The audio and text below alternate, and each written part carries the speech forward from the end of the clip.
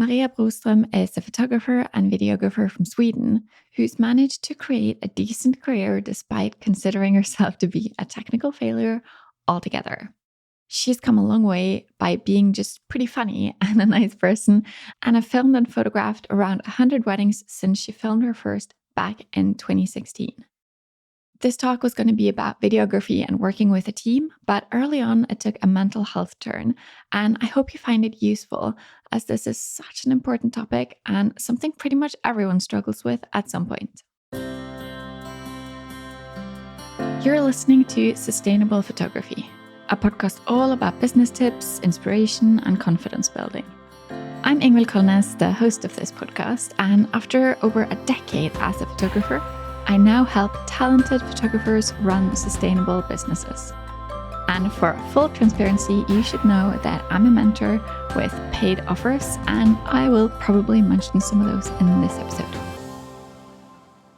Hi, Maria. I am so excited to have you here. I can't wait to talk with you about being a videographer. It's something I know nothing about. Video is such a foreign concept to me. Whenever I've tried recording just little things for my courses and stuff, I mess it up all the time. So I can't wait. But I do want to know more about you. So why don't we start with who you are and how you get started and how you ended up where you are now? Wow. Hi. So I'm Maria Broström, and I live in a small town in south of Sweden with my husband and 2 kids.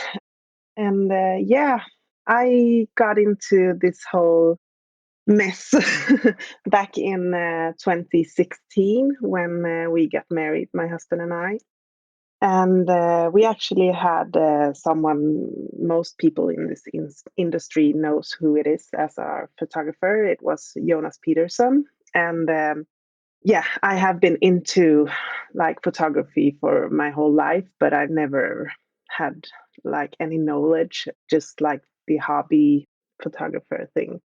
And then when our wedding was over, it felt really, really good for like 3 days. And then it became to feel like I missed the whole wedding thing.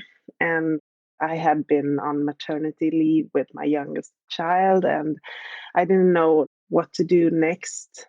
Then I just felt like, okay, I want to stay in this bubble of weddings. So 6 weeks after our wedding, I filmed my first wedding. I walked side by side with my best friend who is a photographer, and that's why I didn't jump into photography immediately, because I felt I didn't want to walk into her territory, because I didn't know much about the industry and I just didn't want there to be like competition. I just wanted us to be able to work together. And at that time, it wasn't a big thing in Sweden with videography. So I was like, okay, when this is gonna be a big thing, I will be in the top. So I was like, I just started. I bought what I needed and started without knowing anything, basically. So that was 6.5 years ago. And yeah, the year after, I filmed like 10 weddings, just doing everything, like you have to do in the beginning. So yeah, it became a big thing very fast, maybe too fast for me. Yeah. Oh, really? Why is that? Well, I'm a yes sayer. So I jump into things and then I shit my pants. Why can't I keep my mouth shut? Why do I like jump into this?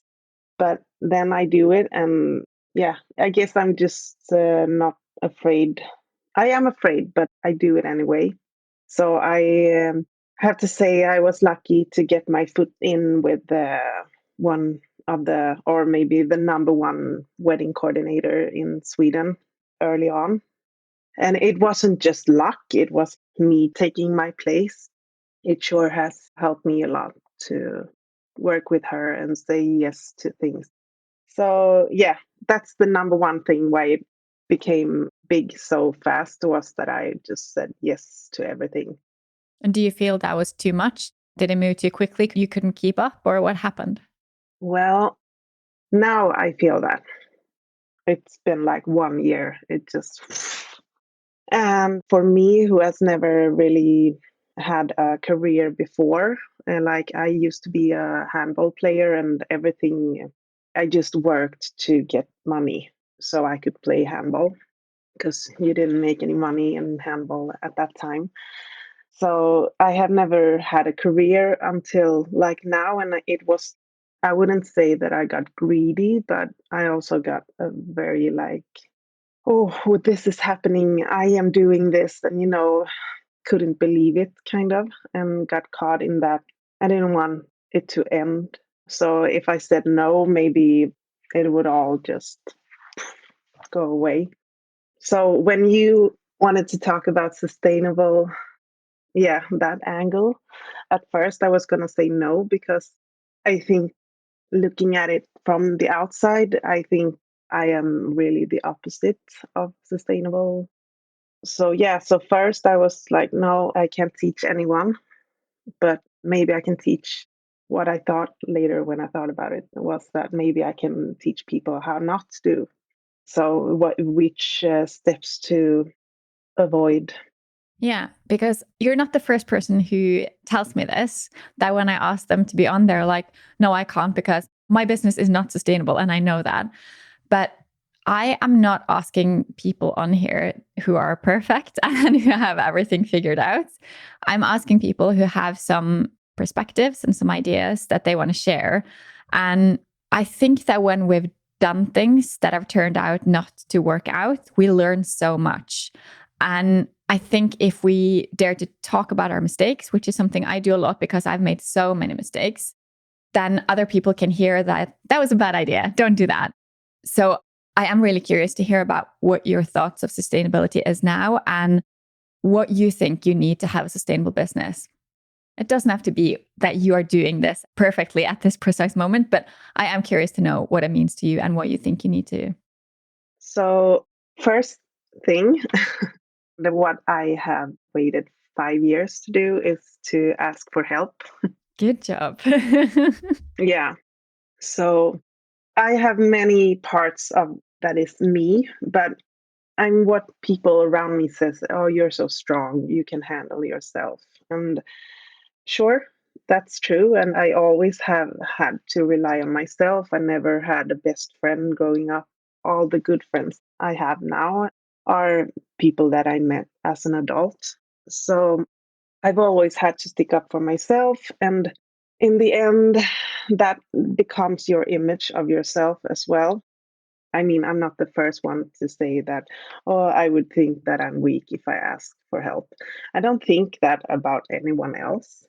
And I mean, I think everyone is doing the best they can. And I should think that about myself as well. But it's like I think sometimes that I'm supposed to be better than anyone, even though I think I'm also worse than everyone.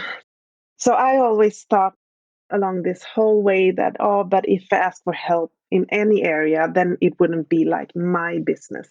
So I try to manage everything, and like I don't even have had help answering emails or like anything because my company is like me. I don't separate business and private. But yeah, in the end, I mean, in the end is kind of like now in this very moment because in the end of last year, I was diagnosed with severe depression because I have gotten into this so like too much of everything. So now I'm taking help and it's already feeling better.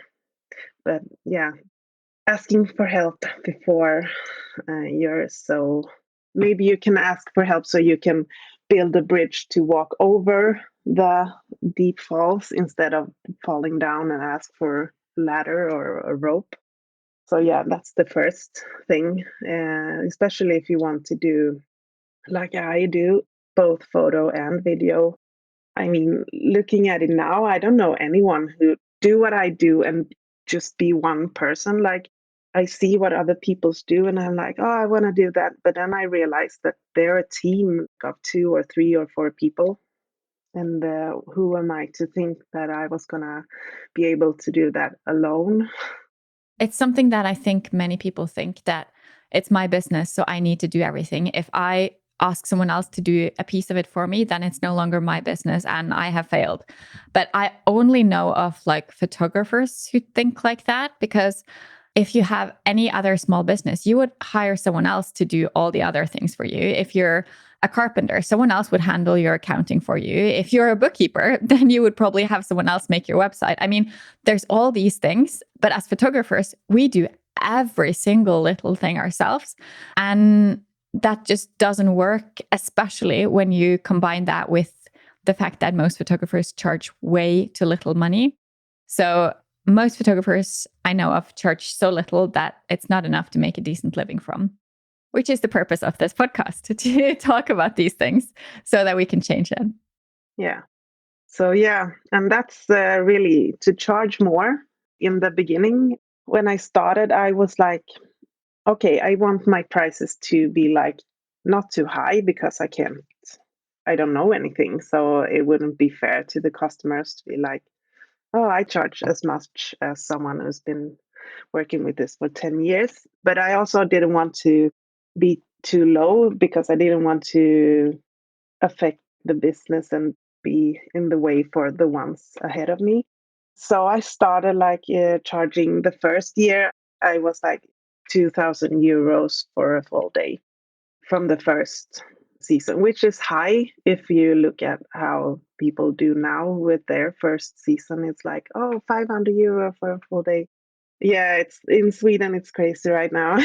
That's insane. But like maybe for their three first weddings or something, and then they're raising. Yeah. But I was like, okay, 2,000 for the first year. And then immediately when I started booking for the next year, it was like 3,000. And then the next, it was 4,000. So I raised with 10,000 Swedish crowns every year. And then I was like, do I really deserve this? Because in the beginning, everything went so well. And you haven't made many videos. So it was like easy to be creative every time and create something unique and like special. And then at some point, you just realize, okay, I can't be better every time. It's just not possible. But in the beginning, it was easy because I was new and everything was just, I was expected here, but delivered here. But when your prices go up, of course, people expect more. And I was like, I'm going to charge, like, keep on charging more and more until people stop booking me because there was so many inquiries and so many bookings for me. So I was like, why shouldn't I charge more? And I think now I'm at a good level, but instead, with my expectations on myself, I mean, mostly on myself. Of course, people want what they're paying for, but no one has ever been, oh, I don't like this video. So it's mostly in me. And I'm like, now it's so much anxiety with every video, really. It's different from photos because photos is beginning and then blah blah blah all through the day to the end, and you just adjust the colors and everything, and then you're done. And then with video, you have to be so much more creative, and you need to have like you can't sit with your kids around you or listening to a podcast or something during work. You have to be like fully focused and give your whole heart to every video. So Yeah, that is different. tougher. Yeah, it is different. But at the same time, I know a lot of photographers who are very anxious about their work and is always feeling like everyone else is doing better than them. And they're feeling like the reason they can't charge enough is because they're not good enough. And the thing is, most clients don't know that you're not good enough. And they're charging little and they're not saying, I'm charging this little because it's my first year. They're just charging little and expecting the client to know that because I'm charging less, you can't expect as much of me. And that's not really the case because your clients will expect the same. And when it comes to the level of you're increasing your prices, so you feel like you have to perform better and keep doing more, especially when you're doing weddings, It's their wedding, so it's going to be special to them no matter what. And when your pricing goes up, it's most likely not that they're expecting more in terms of photography, but maybe you'd want to perform more in terms of customer service. Maybe you put more of an effort into getting to know the couple and you know them all by name and you do little things like that, which means that it takes you more time or more energy and you want less clients, which means your pricing goes up. You get more specialized into doing one kind of weddings instead of all of them. So as long as you keep getting inquiries and you have more than enough inquiries, then that's definitely a good sign that you can increase your pricing because people want you. They don't just want anyone. So I think for whoever's listening, I think that's an important thing to remember. If you get more inquiries than you can handle, that's a good sign that you can do something with your pricing. Exactly. Like, really, if you keep on getting booked every time someone reaches out to you, that's not good. No, it's not good. Like, you're too cheap. Absolutely. Really, you don't value yourself enough. I'm just saying, I have been charging enough, I think, all the time, but I still managed to get burned out. And at least I made money on the way so I can make a living. But I mean, I can't imagine burning yourself out and still have to worry about the economic part, which you will if you don't charge enough. Exactly. Yeah. And you also need to think about the fact that you need to have enough time off because so many reach that burnout level. And I don't think or I know it's not necessary. You don't have to go through that in order to be successful. You can make sure that you don't take on too many clients. If you hire someone to take care of some pieces of your business for you, that allows you to focus more on the creative side. If someone else were to do your accounting, you could spend more time worrying about getting new ideas or how to edit or how to shoot or anything like that. But if you have to do all the different things, then you're becoming a less good photographer or videographer from it because all that time, all that effort and energy you could spend doing what you're supposed to instead of all the other things. So I don't want to call it get help. I want to call it run your business in a way that makes more sense. Yeah. And for me, listening to that, I'm like, yeah, because many people think that us who works wedding photographers and videographer, oh, you have such a luxurious job and you just go to weddings every weekend. And yeah, that part is really nice. I'm not gonna lie. And it's great to be able to travel and see new places, even though you barely get to see anything between all the work. But yeah, I love that part. And then I think there's a humble thing in me that makes me feel that I don't want to just do the good parts. Because if I was an employee at some place, I wouldn't just be able to do the parts of the job that I like. But I think for me, it's to do everything and like feel that I work very, very hard makes me not fly away. But it's also very stupid if you can get someone to do the dirty work or the boring work or whatever. Maybe the boring part for you is really fun for someone else. There are people who actually likes numbers and bookings and stuff. So I mean, to get that part of your shoulders, I have an accountant now, so I don't have to do that. But I mean, it's stupid to be like I have been actually, to just feel that I had to do the shitty work as well to be able to call this job a job. Yeah. And there's a couple of things actually that I want to say. The one thing is if you were hired by someone to do a job, your job description probably wouldn't be anything from photographing to editing to accounting to web design to meetings and emailing and contracts and everything. It would probably be one of these things. So that's one thing because most employers, they want to hire the person who's the best at what they do. And that's probably not someone who does a little bit of all the things. They want the specialist, which is the same for your business. For you to run your best business, it would make more sense to focus on one thing and have someone else do the rest for you. That doesn't mean that you've created a job that's not a real job. That means that you are a good business owner. And if you kind of turn it around, like you just kind of did with what you said, where some people like the numbers. Yeah, some people like the numbers. And if you are building a successful business, a part of that can be that you get to employ other people and you are doing more good like that. You're providing jobs for other people. And that's helping out so much more than if you're like, no, I need to do everything myself because I can't bother other people with all the stuff that is boring. Because to some people, that's not only their livelihood, it's what they do best and really enjoy. Yeah. So it's a mindset thing. It's tricky. It's tricky. And I think it's really nice that you're saying this because I think what you're talking about now is something that a lot of people are thinking. Yeah. I just haven't even thought about it in that way before. Why work harder instead of smarter?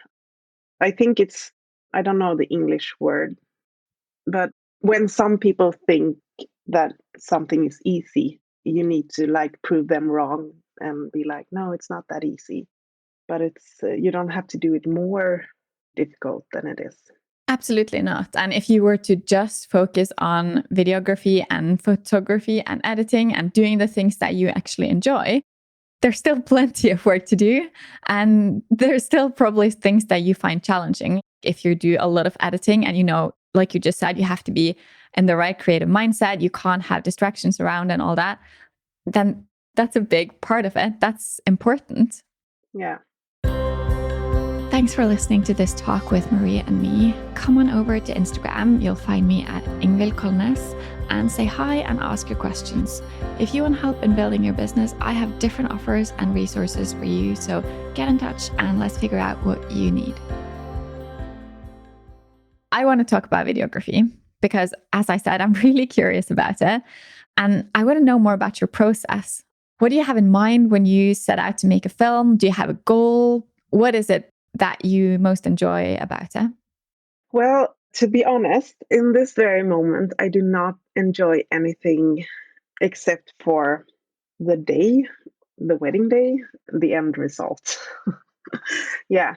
So in this moment, I am very, very tired of videography. And that's not me trying to scare anyone away. And that's just me being very, very honest. Like last year, I was in charge of 19 wedding videography. That's too much. On top of that, 18 photo weddings. So 37 weddings all in all last year. Are you serious? Yes, and that's not sustainability at all. Wow. Yeah, that's a result of all the postponed weddings during COVID and me doing everything I can to say yes to everyone. So my process is just during a wedding day. I love the wedding day, even though I'm very anxious all the time with the like sound and everything. I mean, I'm just going to say it. I'm not a very good videographer. I have said it many times. I'm not good at the technical stuff. I know what I need to know most of the time.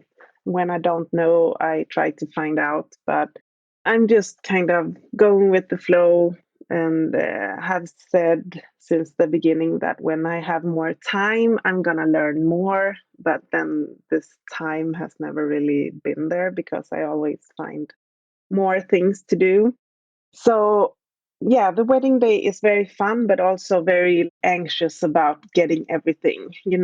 It's different from photography in that matter that with photography, you can take 10 photos of one moment, exchanging the vows. And you don't even need to have it exactly when they're saying it. You just need to, like, okay, this is the moment and this looks like this.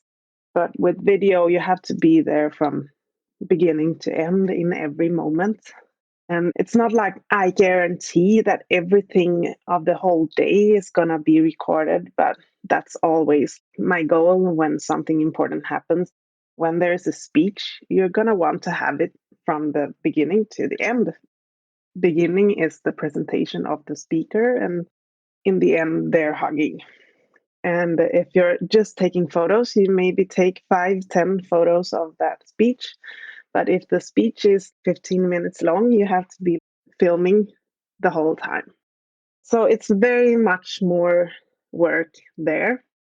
Also for me, often while crying myself because I get very emotional every wedding.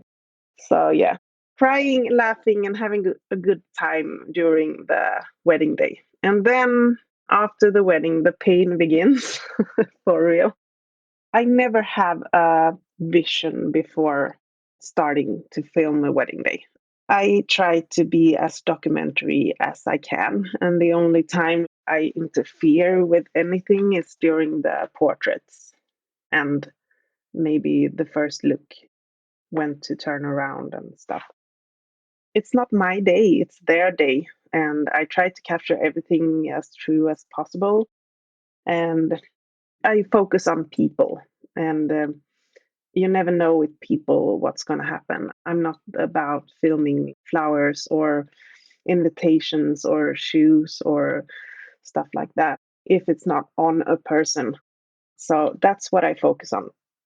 And that means that I cannot plan anything before the wedding day starts. It's mostly like what I do is to get to know the couple as much as I can. So when I show up, I'm going to be a friend with the camera and not just someone who works there. So afterwards, I know how the day was, I know how the feeling was. If you did have a plan before, it might not end up like that anyway. So it's just a waste of time. Have a blank sheet going into a wedding day is good. And then afterwards, you know how the feeling was, and maybe you get a sense of how to build the video.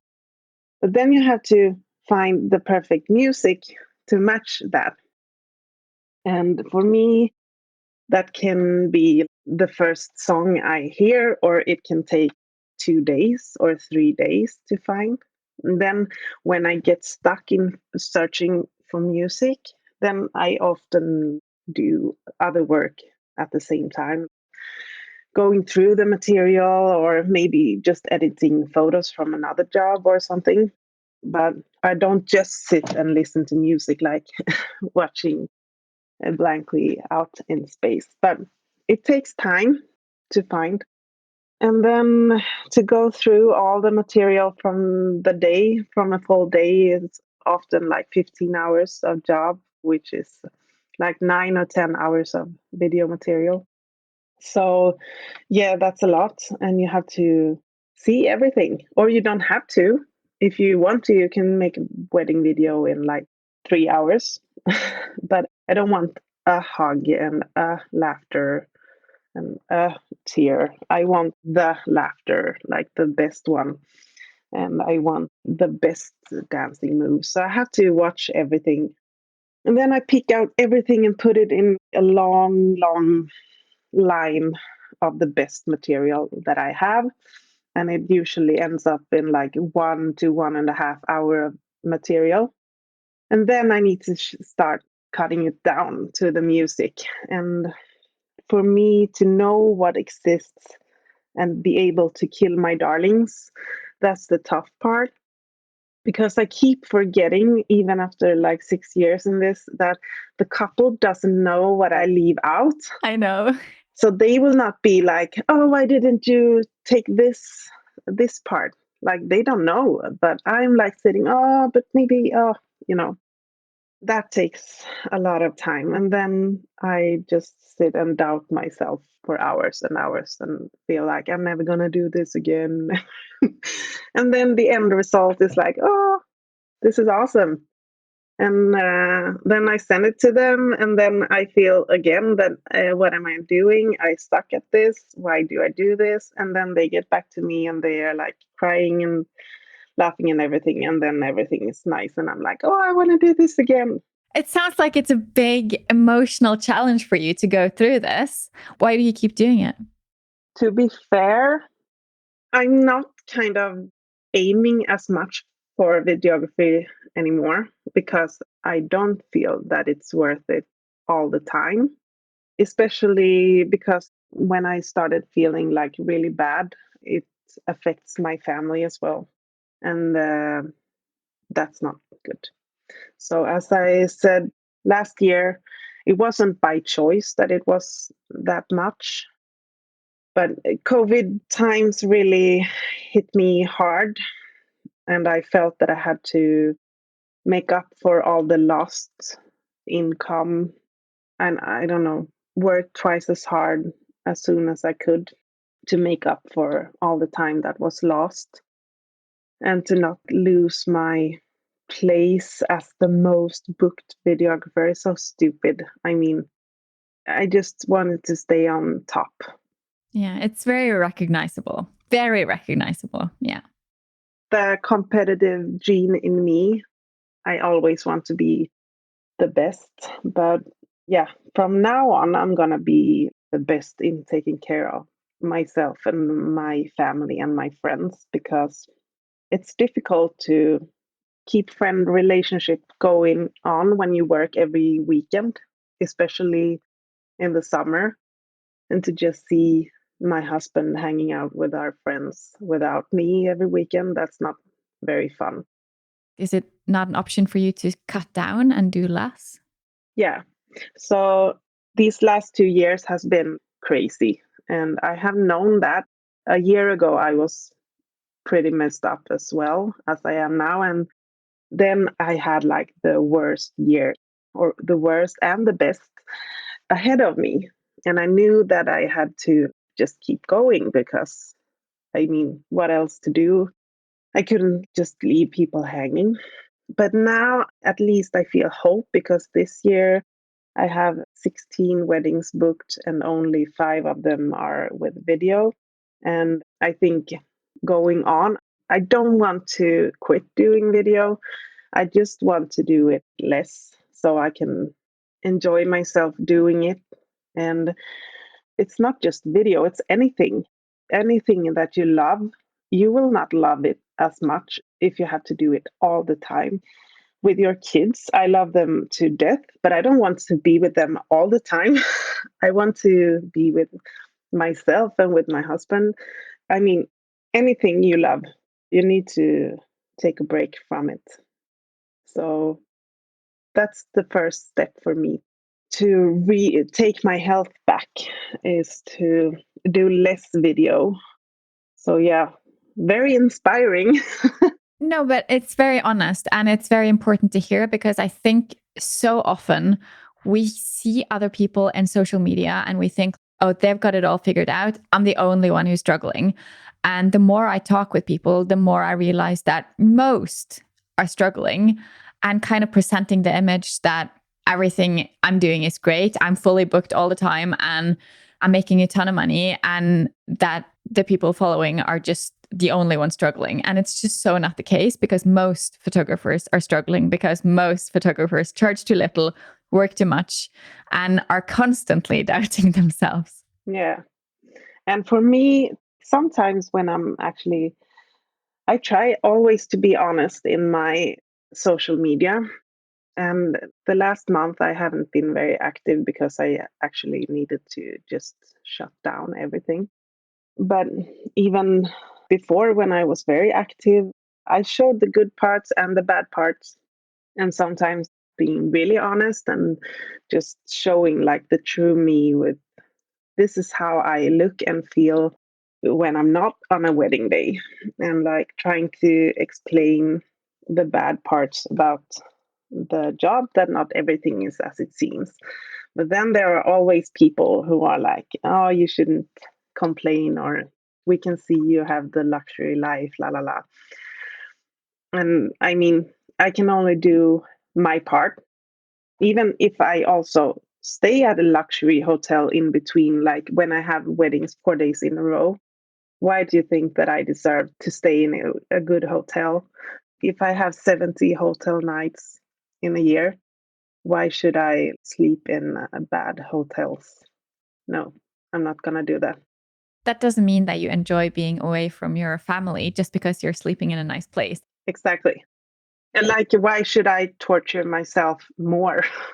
It's like, oh, you're such a bad mom for being away from your kids too much. You should sleep in a wooden bed without any pillow or anything. Only then are you allowed to complain. Yeah, exactly. So, yeah, I'm trying to not care what people thinks, but Hmm. it's hard. I want everyone to like me all the time, and yeah, that's not gonna be the case for anyone. No, that's not so easy to do. No, definitely not.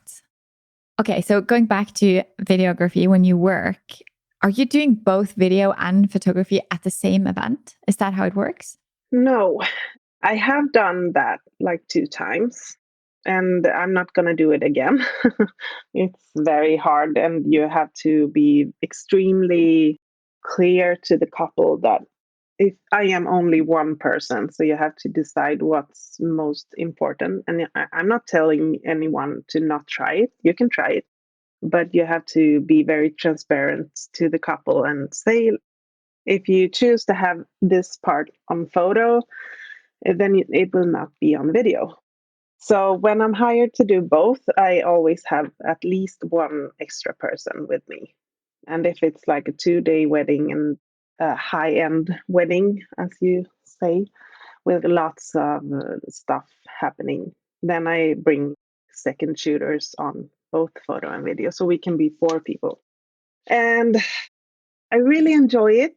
At the same time, it's also if someone messes up or behaves in a way that's not proper, and that hasn't happened, but everything is on me. Exactly. Hmm. And also in the end result, if I'm feeling that, oh shit, this wasn't as good as I hoped, then it's still not that I can't blame anyone else. Everything is my responsibility. And that's also, I think, a huge part of why it's been too much for me this past year, because there have been many parts that I cannot control myself, but I still have to make it work. And it hasn't been any bad things happening. It's just me making bigger storm in a water glass sometimes. Because yeah, I care very much for my brand and how people see me and the people that works for me. So I never want to fail, and you raise the bar the whole time, and it's not easy to control that if you have people working for you, even though they are doing a great job. So no one has failed me at all, but I have built up a fear that it's gonna happen before it has happened. Yeah, I can understand that. So it's been too much to handle, actually. So if you're gonna do this, like I said in the beginning, if you're gonna offer both photo and video, it can be good to be a team from the beginning and not just have everything on your own table. And so at least someone that you can talk about it with and can help you with other things. So yeah, it's been too much. So sometimes you do video, sometimes you just do photo, and rarely you do both as well. Yeah, last year it wasn't that rarely. I think I had like 9 or 10 weddings where I was in charge for both photo and video. And then sometimes I also had someone else filming a wedding for me at another location the same day. So some weekends, you come home with, if you're in charge for both photo and video on one wedding, that counts as 2 weddings in the after process, because you have to do both photo and video. And then you have someone else shooting a wedding. So you can come home, it's like one day, but you have 3 weddings to edit. So I have to ask about pricing. How differently priced is photography and videography? And when you do two, how does that work? Or both, I mean, when you do both photography and videography? so at this point I'm charging, if you see by the hour how much work it is. I mean, I charge like 5,700 for video for a full day and 4,600 euros for photos. So that's not a big difference. But if I should take as much as, like, video should be more more expensive, more like 8,000 or something. Yeah. But no one would pay that. How do you know? You have so many inquiries. Yeah, well, no, especially not now when the energy prices and everything is. But the people who are struggling with energy prices are not the ones who would book videographer for 6,000 anyway. No, I know. But I'm also, even though I want to make a good living and I think that I deserve to get well paid, I still don't want to only work for the rich. I want like people to be able to afford me, and even though many people can't afford a full day, maybe they can afford like 6 hours or something. So I don't want to fly away. I know I could charge more, but I still want regular people to be able to afford me. And that was also something that I said last year when I did a lot of dream weddings with celebrities and very fancy locations and everything. It was amazing, but also that's a lot of pressure, a lot of pressure. And I'm still struggling to deliver everything from last year. And what I felt in the middle of everything was that, oh, next year I just want to have a normal fucking wedding with like normal people, with just boring dress and boring food, and just create some magic for regular people. So that's why I kind of just stopped raising my prices actually for a while. I feel that I earn good enough now. But yeah, videography should be at least 50% higher than photography. It sounds it based on how you're explaining the post processing. Yeah, it should be. But I don't know if there's actually space for many videographers in that price range, to be honest. Are there any? We are a few, like 3 or 4 that are in that, but not everyone. Most of us just do like 2, 3 weddings at that price range every year. But like if you really get out there and work towards like Americans, of course you can charge like, or Asians traveling to Europe to get married. There's money, but in Sweden it's very lagom is a word we have here. We have the same. Yeah, you're not supposed to think that you're very special. So, Yeah. And everyone's prices are kind of the same. And I don't think that's right because the quality of what different photographers are delivering is so different. And people value photography in such different ways. I have clients who are normal people, but they value photography a lot. So they're willing to charge a lot. And then there are people with a lot of money and they don't value it. So they won't pay a lot. So I don't think it's just about what people can afford, but it's also about what they value. So I definitely think there's room for more pricing that's low and high, and not that everyone has to aspire to be like at that middle level, because I don't think that's what's going to work in the long run, because it's so easy to be the one that's going to, oh, I'm going to just lower my pricing because that's what everyone thinks about. But to stand out in other ways instead, and instead of just basing it on your price, to use the way you're communicating about what you do to make sure that you're hitting the normal person instead of the high end people. yeah.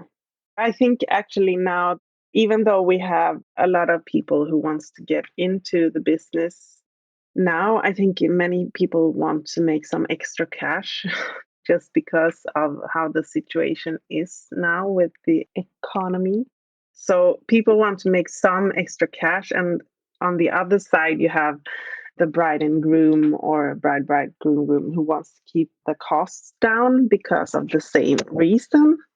So they meet and they're like, oh, it's not that important that it's a professional, la la la.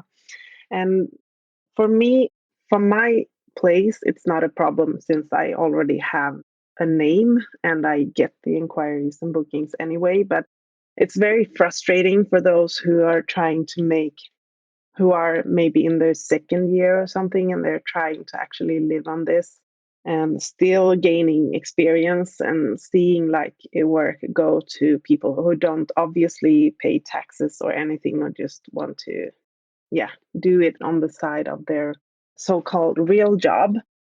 But I think we have a good community in Sweden, where we help each other and encourage the ones who are more in the beginning of their careers to actually dare to charge more. What I also feel is that when you come to a wedding where someone has paid a lot of money for you to be there, they treat you with so much more respect. It's easy to think that, oh, if I'm kind to them and give them a discount, they will be grateful towards me and they will treat me better. But that's not the case. It has never been.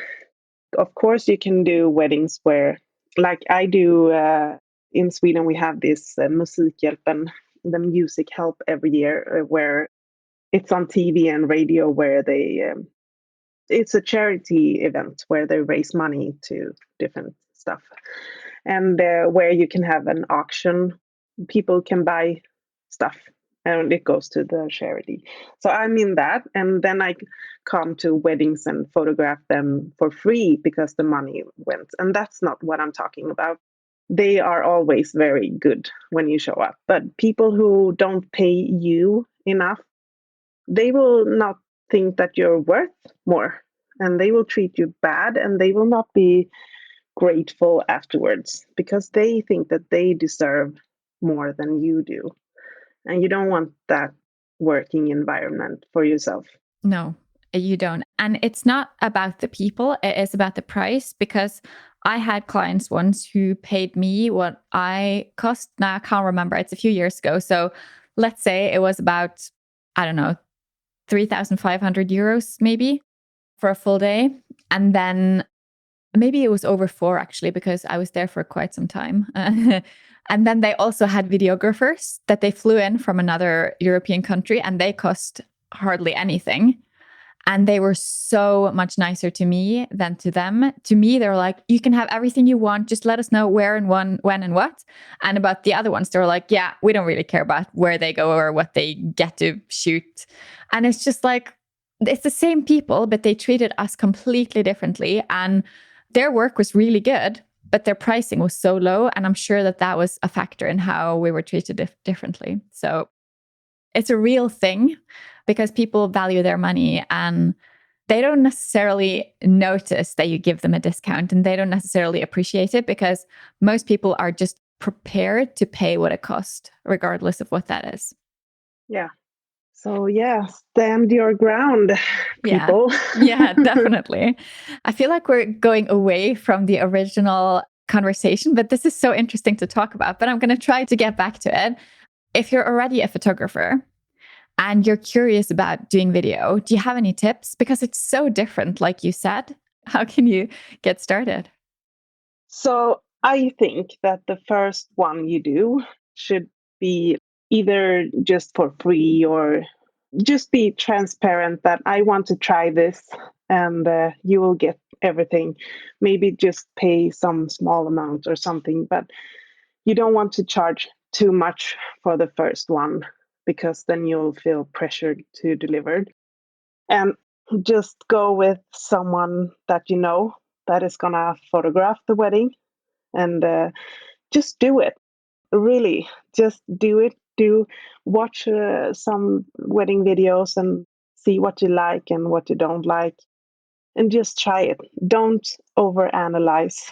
Don't have a list of things, or don't make it harder than it is. The only thing that is important is that you are transparent with the couple that I am new and everything is a bonus. So it should not be some couple that is like looking for a videographer and expecting a great result. Don't write your name in a Facebook group for people who are searching for a videographer, but be more like, see if any of your friends who are in the business and are having a wedding without a videographer, see like, would they want to have a video? I think that's the best way to do it. I mean, try it and you will see what was good and what was bad and what you don't need to do again and what you need to do more. Because you can sit in front of YouTube and study and learn stuff about your camera, but the more you learn, I think the harder the step to go out there will be. So learning by doing is my best advice. That's what I have been doing since I started, actually. So yeah. And I would not say, like many people are doing now, is like, oh, when you book full day with me, you also get a highlight video. For me, it's stupid towards yourself as a photographer because you will not be 100% focused on either part. But it's also a really shitty behavior towards the people that are just videographers because the customer doesn't really understand. If you're like, oh, if you pay 500 euros extra, you'll get a highlight video. The customer will wonder, why is the videographer charging 10 times more if we get the same result? It's not the same result. Like for me, I do deliver the highlight video, which is like 5 to 10 minutes long, but I also deliver a long video that is not as edited, that it's like 1.5 hour or something like that. And you also get all the speeches and you also get the whole ceremony from different angles. So it's not just a highlight video. Like for me, that would be like if you only delivered a slideshow with like 100 photos and not the whole gallery. So if you want to try videography, yeah, the first thing I said, to go along with a photographer friend on a wedding where they didn't know they wanted a videographer. Exactly. Yeah, that's good advice. And I don't think there's anything wrong with starting out working for free and getting work like that. I do, however, have an issue with photographers posting on Instagram saying that they want to work for free because you're ruining things for yourself down the line. Because if your followers are used to you constantly doing giveaways or looking for models or everything, they're not going to value you in the same way. So I would just give a little bit of a warning there. If you want to work for free, reach out to people. Like you said, ask photographers if you can come along, like other photographers, if you can come along, and see if you know people who you can make a video or photography for that matter, or reach out to people specifically, personally, instead of broadcasting it, because that's not good. Exactly, because then you also know that they already paid this photographer what she or he deserves. So you know that if they wanted a videographer, they would probably pay for that too. But this is the case where you are trying to gain experience. And in a way, instead of paying for a class, you work for free one day. So it's like instead of investing money, you invest your time. But then it's your that you seek this yourself and not like screaming to everyone like, hey, I want to work for free, because then you will also not have the right couples, because then you will have a couple that just wants free stuff, and as we said before, that's not the people that will treat you right. No. And the recommendations you can get off being kind of like the second shooter or the videographer on another wedding who's already paying for the photographer, those recommendations can actually get you work. But the recommendations you get from someone who you advertise doing it for free, you probably don't want to do that work anyway. No, because they will only wait for the next time you will give something away. So yeah. And with that said, when you have done your first video and you can like show people something, because that's why I mean you can't charge from the first wedding because people don't know that you know anything. Sure, you can do videography at a workshop or a style shoot or something, so you can show that. But then I would say that you raise your prices either as I did, like you set a price for your first year, or maybe if you just charge a little bit more for every wedding. But then you need to see that the weddings happen in the right order. So the ones who pays most is not the first one you have. So yeah, the more experience you get, the more pay. You cannot only charge by the hour, because when you get better at something, you also get faster. And when you get more experienced, you deliver better work. And you also, like On the wedding day, you can provide so much confidence and security to the couple when you have more experience. And that's what people pay for as well. It's easy to say, like, okay, just write down how much you work and then what do you want to earn per hour. And then you count, and then that's your price. But it should be a little bit higher than that, I believe. I agree with that. As kind of like a summary, do you have any final tips on what you would recommend to do to be able to build a sustainable business? I think you should do some parts like I did and just dare to do it and say yes. But also, oh, this is hard. I'm getting a little bit emotional because I want to tell people to just do it, do it, do it, do it. But follow your heart 9 times and your brain 1 time. So it doesn't always go with the heart. But don't cage yourself. I mean, it's a big day, a big business with weddings. It only happens once, but it's not like people are dying out there. It's important, but it's not that important. I think we should just believe and jump more. And also, if you're in doubt or whatever, you can always write to me or someone who has been in the business longer.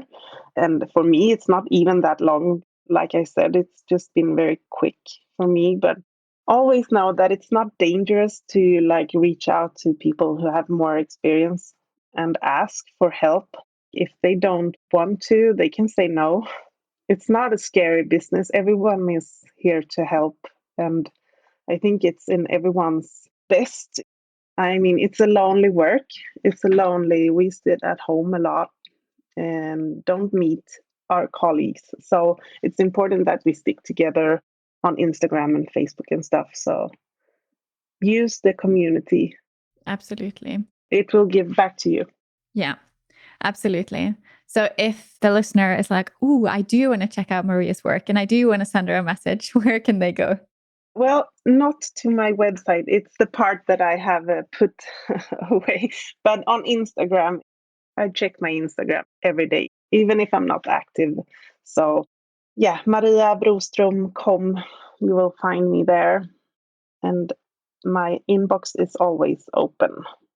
I'm going to be sure to put that link in the show notes as well so that you're easy to find. And I just have to say thank you. This was a wonderful, lovely, honest conversation. And I think it's something that we don't do enough, just say things how they actually are. So thank you so much. Thank you. You just listened to an episode of Sustainable Photography. Please share this episode with a photographer you care about.